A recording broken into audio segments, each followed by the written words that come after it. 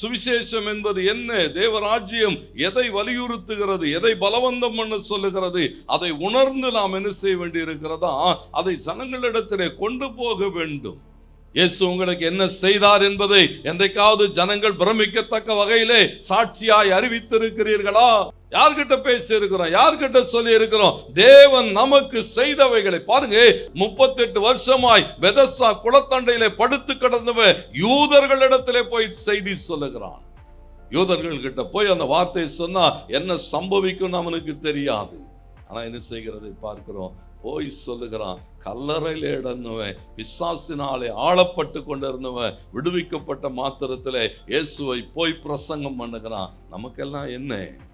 இவர்களை போல கூட நாம இல்லை. கர்த்தர் அவ்வளோ மென்மையாய் நம்மை கொண்டு வந்திருக்கிறாரே, அவருக்கு எவ்வளவாய் சாட்சி சொல்ல வேண்டும்.